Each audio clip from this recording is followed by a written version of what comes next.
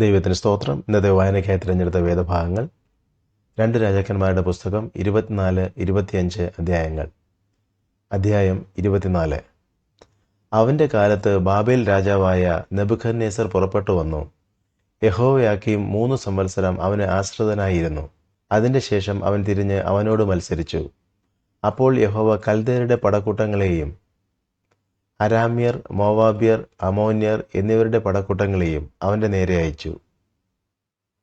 പ്രവാചകന്മാരായ തൻ്റെ ദാസന്മാർ മുഖാന്തരം യഹോവ അരുളി ചെയ്തിരുന്ന വചനപ്രകാരം അവൻ അവരെ യഹൂദയെ നശിപ്പിക്കത്തക്കവണ്ണം അതിൻ്റെ നേരെ അയച്ചു. മനശ്ശെ ചെയ്ത സകല പാപങ്ങളും നിമിത്തം യഹൂദയെ തൻ്റെ സന്നിധിയിൽ നിന്ന് നീക്കിക്കളവാൻ ഇത് യഹോവയുടെ കൽപ്പനപ്രകാരം തന്നെ അവർക്ക് ഭവിച്ചു. അവൻ കുറ്റമില്ലാത്ത രക്തം ചൊരിയിച്ച് യെരുശലേമിനെ കുറ്റമില്ലാത്ത രക്തം കൊണ്ട് നിറച്ചതും ക്ഷമിപ്പാൻ യഹോവയ്ക്ക് മനസ്സായില്ല.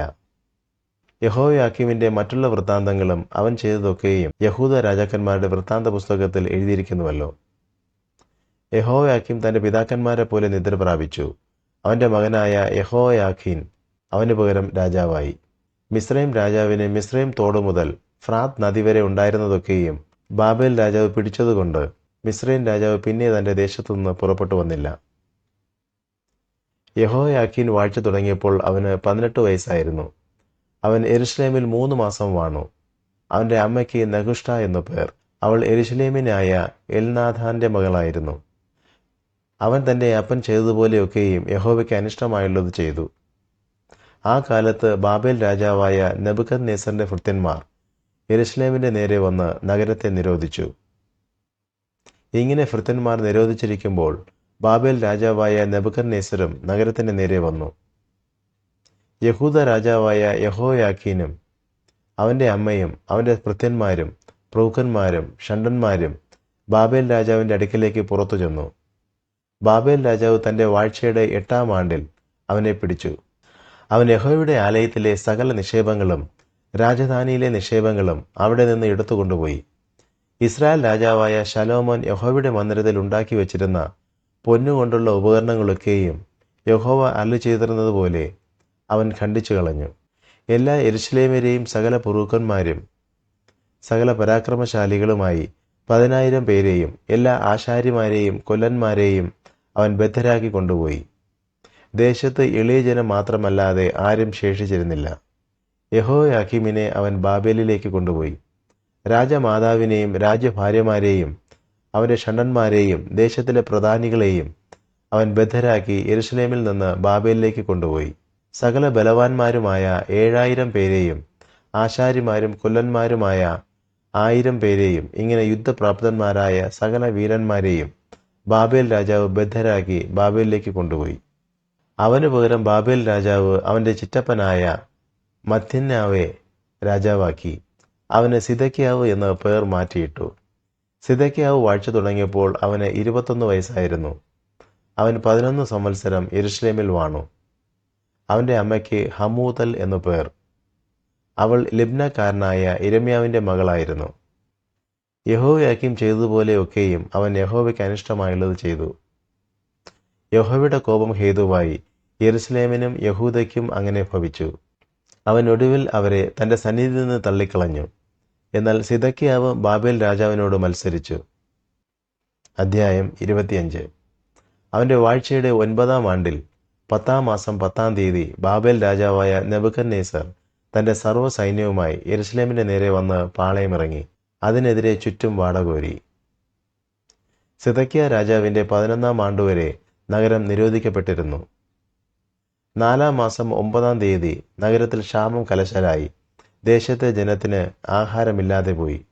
അപ്പോൾ നഗരമതിൽ ഒരിടം പൊളിച്ച് കൽദയ നഗരം വളഞ്ഞിരിക്കെ പടയാളികളൊക്കെയും രാത്രി സമയത്ത് രാജാവിൻ്റെ തോട്ടത്തിനരികെ 2 മതിലുകൾക്കും മധ്യേയുള്ള പടിവാതിൽ വഴിയായി ഓടിപ്പോയി.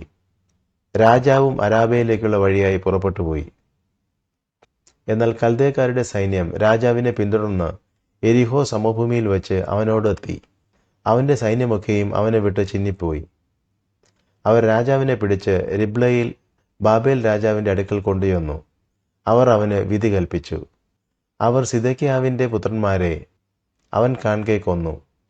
സിദെക്കീയാവിൻ്റെ കണ്ണ് പൊട്ടിച്ചിട്ട് 2 ചങ്ങല കൊണ്ട് അവനെ ബന്ധിച്ച് ബാബേലിലേക്ക് കൊണ്ടുപോയി. 5-ാം മാസം 7-ാം തീയതി നെബൂഖദ്നേസർ രാജാവെന്ന ബാബേൽ രാജാവിൻ്റെ 19-ാം ആണ്ടിൽ തന്നെ ബാബേൽ രാജാവിൻ്റെ ഭൃത്യനായി അകമ്പടി നായകനായ നെബൂസരദാൻ യെരുശലേമിൽ വാണു. അവൻ യഹോവയുടെ ആലയവും രാജധാനിയും ചുട്ടുകളഞ്ഞു. യെരുശലേമിലെ എല്ലാ വീടുകളും പ്രധാന ഭവനങ്ങളൊക്കെയും അവൻ തീവച്ച് ചുട്ടുകളഞ്ഞു. അകമ്പടി നായകനോടുകൂടെ ഉണ്ടായിരുന്ന കൽദയ സൈന്യമൊക്കെയും യെരുശലേമിൻ്റെ ചുറ്റുമുള്ള മതിലുകളെ ഇടിച്ചു കളഞ്ഞു. നഗരത്തിൽ ശേഷിച്ചിരുന്ന ജനത്തെയും ബാബേൽ രാജാവിനെ ശരണം പ്രാപിച്ചവരെയും പുരുഷത്തിൽ ശേഷിച്ചവരെയും അകമ്പടി നായകനായ നെബൂസരദാൻ കൊണ്ടുപോയി. എന്നാൽ അകമ്പടി നായകൻ ദേശത്തെ എളിയവരിൽ ചിലരെ മുന്തിരിത്തോട്ടക്കാരായിട്ടും കൃഷിക്കാരായിട്ടും വിട്ടേച്ചുപോയി. യഹോവയുടെ ആലയത്തിലെ താമ്രസ്തംഭങ്ങളും പീഠങ്ങളും യഹോവയുടെ ആലയത്തിലെ താമ്രം കൊണ്ടുള്ള കടലും കൽദയർ ഉടച്ചു കളഞ്ഞ് അവയുടെ താമ്രം ബാബേലിലേക്ക് കൊണ്ടുപോയി. കലങ്ങളും ചട്ടുകങ്ങളും കത്രികകളും തവികളും ശുശ്രൂഷയ്ക്കുള്ള താമ്രോപകരണങ്ങളൊക്കെയും അവർ എടുത്തുകൊണ്ടുപോയി. തീച്ചട്ടികളും കലശങ്ങളും പൊന്നും വെള്ളിയും കൊണ്ടുള്ളതൊക്കെയും അകമ്പടി നായകൻ കൊണ്ടുപോയി. ശലോമോൻ യഹോവയുടെ ആലയത്തിനു വേണ്ടി ഉണ്ടാക്കിയ 2 സ്തംഭം, 1 കടൽ, പീഠങ്ങൾ എന്നിങ്ങനെയുള്ള സകല ഉപകരണങ്ങളുടെയും താമ്രത്തിന് തൂക്കമില്ലാതെയിരുന്നു. 1 സ്തംഭത്തിൻ്റെ ഉയരം 18 മുഴം, അതിന്മേലുള്ള പൊതിക താമ്രം കൊണ്ടായിരുന്നു. പൊതികയുടെ ഉയരം 3 മുഴം. പൊതികയുടെ ചുറ്റുമുള്ള വലപ്പണിയും മാതളപ്പണവും ആസകലം താമ്രം കൊണ്ടായിരുന്നു. ഇതുപോലെ മറ്റേ സ്തംഭത്തിനും വലപ്പണിയും മറ്റുമുണ്ടായിരുന്നു. അകമ്പടി നായകൻ മഹാപുരോഹിതനായ സെരായാവോടും 2-ാം പുരോഹിതനായ സെഫന്യാവെയും 3 ഉമ്മരപ്പടി കാവൽക്കാരെയും പിടിച്ചുകൊണ്ടുപോയി. നഗരത്തിൽ നിന്ന് അവൻ യോദ്ധാക്കളുടെ മേൽവിചാരകനായ ഒരു ഷണ്ഡനെയും നഗരത്തിൽ വച്ച് കണ്ടെത്തിയ രാജപരിചാരകന്മാരിൽ 5 പേരെയും ദേശത്തെ ജനത്തെ പടയ്ക്ക് സ്വരൂപിക്കുന്ന സേനാപതിയുടെ രായസക്കാരനെയും നഗരത്തിൽ കണ്ട ദേശത്തെ ജനത്തിൽ 60 പേരെയും പിടിച്ചുകൊണ്ടുപോയി. ഇവരെ അകമ്പടി നായകനായ നെബൂസരദാൻ പിടിച്ച് റിബ്ലയിൽ ബാബേൽ രാജാവിൻ്റെ അടുക്കൽ കൊണ്ടുചെന്നു. ബാബേൽ രാജാവ് ഹമാത്ത് ദേശത്തിലെ റിബ്ലയിൽ വച്ച് അവരെ വെട്ടിക്കൊന്നു. ഇങ്ങനെ യഹൂദ സ്വദേശം വിട്ടുപോകേണ്ടി വന്നു. ബാബേൽ രാജാവായ നെബൂഖദ്നേസർ യഹൂദ ദേശത്ത് ശേഷിപ്പിച്ചു വച്ച ജനത്തിന് ശാഫാന്റെ മകനായ അഹിയാക്കീമിൻ്റെ മകനായ ഗെദല്യാവെ അധിപതിയാക്കി. ബാബേൽ രാജാവ് ഗെദല്യാവെ അധിപതിയാക്കി എന്ന് നെഥന്യാവിൻ്റെ മകൻ ഇശ്മായേൽ, കാരേഹിൻ്റെ മകൻ യോഹാനാൻ, നെതോഫാത്യനായ തൽഹൂമെത്തിൻ്റെ മകൻ സെരയാവ്, മാഹാത്യൻ്റെ മകൻ യാസന്യാവ് എന്നിങ്ങനെ സകല സേനാധിപതികളും അവരുടെ ആളുകളും കേട്ടപ്പോൾ അവർ മിസ്പയിൽ ഗെദല്യാവിൻ്റെ അടുക്കൽ വന്നു. ഗെദല്യാവ് അവരോടും അവരുടെ ആളുകളോടും സത്യം ചെയ്ത് അവരോട്, നിങ്ങൾ കൽദയരുടെ ദാസന്മാർ നിമിത്തം ഭയപ്പെടരുത്. ദേശത്ത് പാർത്ത് ബാബേൽ രാജാവിനെ സേവിപ്പിൻ, അത് നിങ്ങൾക്ക് നന്മയായിരിക്കും. എന്നാൽ 7-ാം മാസത്തിൽ രാജവംശക്കാരനായ എലീശയുടെ മകനായ നെഥന്യാവിൻ്റെ മകനായ ഇശ്മായേൽ 10 ആളുമായി വന്ന് ഗെദല്യാവെയും അവനോടുകൂടെ മിസ്പയിൽ ഉണ്ടായിരുന്ന യഹൂദ്യരെയും കൽദയരെയും വെട്ടിക്കൊന്നു. അപ്പോൾ ആബാലവൃദ്ധം ജനമൊക്കെയും സേനാധിപതിമാരും കൽദയരെ ഭയപ്പെടുകയാൽ എഴുന്നേറ്റ് പുറപ്പെട്ട് മിസ്രൈമിലേക്ക് പോയി.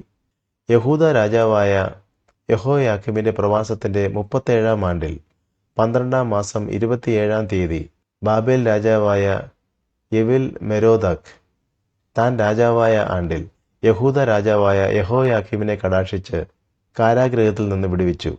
അവനോട് ആദരവായി സംസാരിച്ച് അവൻ്റെ ആസനത്തെ തന്നോടുകൂടെ ബാബേലിലുണ്ടായിരുന്ന രാജാക്കന്മാരുടെ ആസനങ്ങൾക്ക് മേലായി വെച്ചു. അവൻ്റെ കാരാഗൃഹ വസ്ത്രം മാറ്റി അവൻ ജീവപര്യന്തം നിത്യം അവൻ്റെ സന്നിധിയിൽ ഭക്ഷണം കഴിച്ചു പോന്നു. അവൻ്റെ അഹോവൃത്തിയോ രാജാവ് അവന് അവൻ്റെ മരണദിവസം വരെ അവൻ്റെ ജീവകാലമൊക്കെയും നിത്യവൃത്തിക്ക് ദിവസപ്രതിയുള്ള ഓഹരി കൊടുത്തു പോന്നു.